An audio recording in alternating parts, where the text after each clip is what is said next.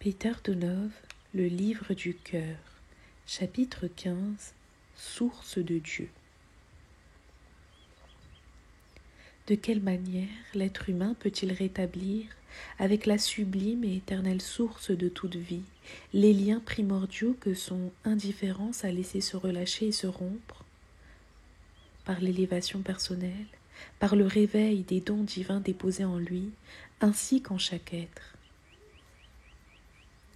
De nombreuses méthodes peuvent être employées dans ce but, méthodes différentes suivant le degré d'éveil de la conscience supérieure de chacun, suivant le milieu dans lequel l'être est placé et doit se développer, suivant les conditions de climat, de culture, etc.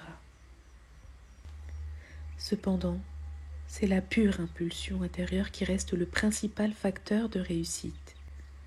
Devant le désir fervent d'élévation de l'âme, tous les obstacles, toutes les faiblesses fondent comme la neige au soleil. Ce travail sacré de l'homme qui se renouvelle doit rester soigneusement caché aux profanes, car les critiques et les pensées négatives peuvent le contrarier et lui nuire. Le plan divin prévoit l'élévation humaine grâce à l'union de tout l'être avec la source de vie totale, parfaite. Pour cela, le premier et le plus puissant moyen est le développement de l'amour dans le cœur et dans l'âme de l'être humain. C'est la science suprême que chacun est appelé à étudier et à appliquer.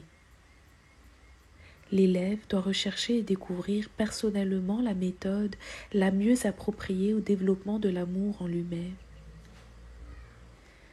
La venue de la lumière pourra être facilitée par la formule suivante que l'élève répétera le matin, à midi et le soir. Dieu est amour, Dieu est sagesse totale, Dieu est toute douceur. Dieu est amour, Dieu est sagesse totale, Dieu est toute douceur. Ainsi s'établit momentanément un lien entre l'homme et Dieu. La pensée divine descend et imprègne l'être qui commence alors à manifester l'amour d'une manière naturelle en tout ce qu'il accomplit. Il est également bénéfique de méditer chaque jour, durant 5 ou 10 minutes, sur les anges, les ouvriers de Dieu, sur leur amour, sur les serviteurs pieux, sur leur miséricorde, leur sagesse, leur noblesse, etc. Ces qualités commenceront à éclore en l'élève et à se développer. Il y a une maxime qui affirme « Ce que l'homme pense, il le devient. Ce que l'homme pense, il le devient. »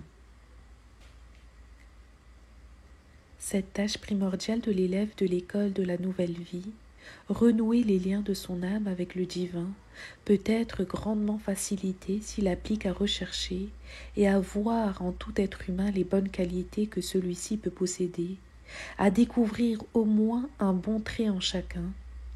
S'il n'en trouve aucun, que l'élève alors se dise « Ce qu'il y a tout de même de bon en cette personne, c'est que Dieu est aussi en elle. Ce qu'il y a tout de même de bon en cette personne, c'est que Dieu est aussi en elle. » Plus il coule d'eau au travers de la source, plus elle se purifie. Le disciple prie souvent pour sa pureté, c'est indispensable. Si nous découvrons une bonne qualité dans un être, nous commençons à l'aimer à cause de cette qualité. En continuant à travailler suivant cette méthode, nous aimerons spontanément un plus grand nombre de nos semblables. Le cercle de notre amour s'élargira et cela nous aidera beaucoup à nous rapprocher du but sublime.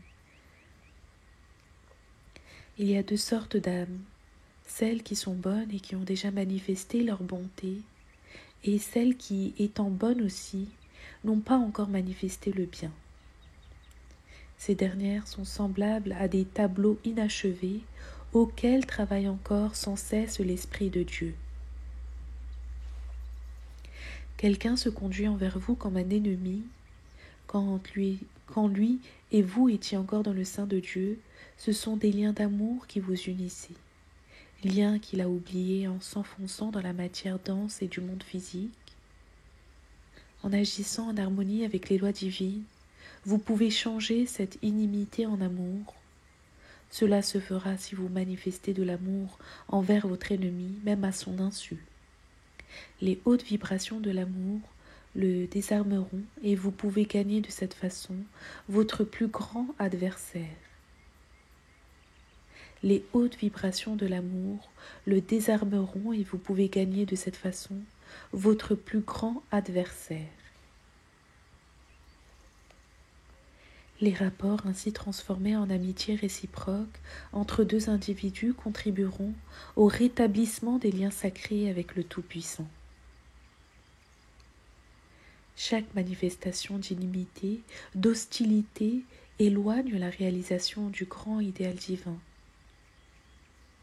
Le Christ a dit « Aimez vos ennemis ».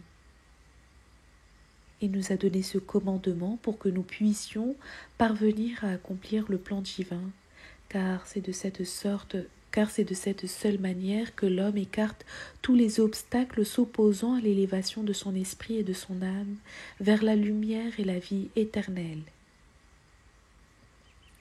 D'autres méthodes existent encore pour l'accomplissement de cette tâche bénie. L'élève les découvrira par la lecture journalière de quelques passages des leçons et conférences de cet enseignement qui permet à l'être humain de se réformer intégralement.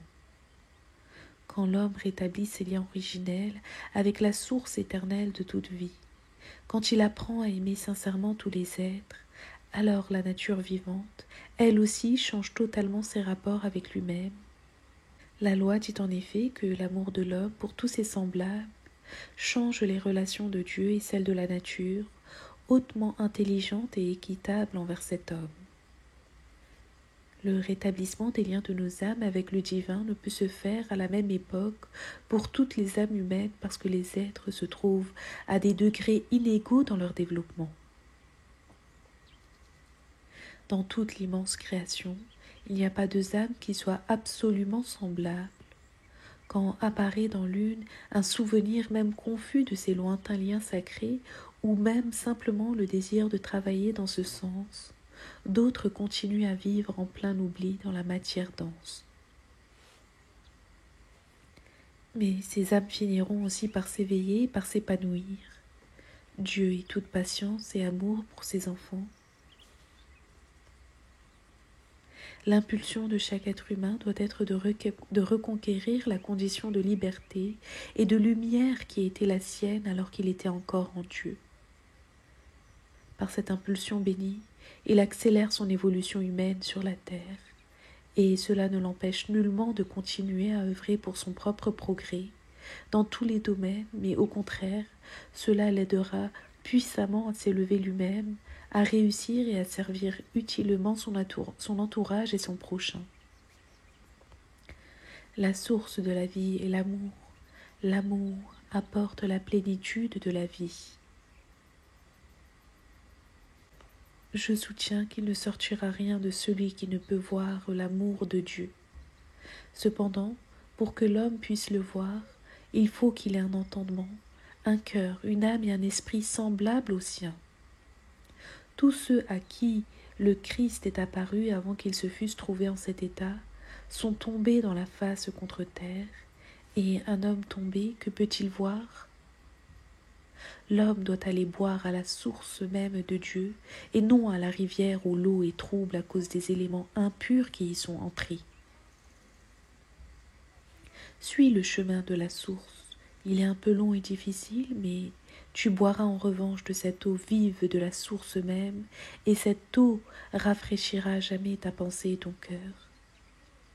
À tes yeux se découvriront de splendides paysages, de larges horizons jamais vus jusqu'alors. Sur cette montagne où jaillit l'eau vive, tu entendras la voix de Dieu. Ne cherche cependant pas à y rester. Descends dans la vallée parmi tes frères. Descends, et là, en bas, tu appliqueras en ta qualité de disciple, de frère et de serviteur, la parole vivante de ton Seigneur céleste qui t'a tendrement attiré par les liens de son amour.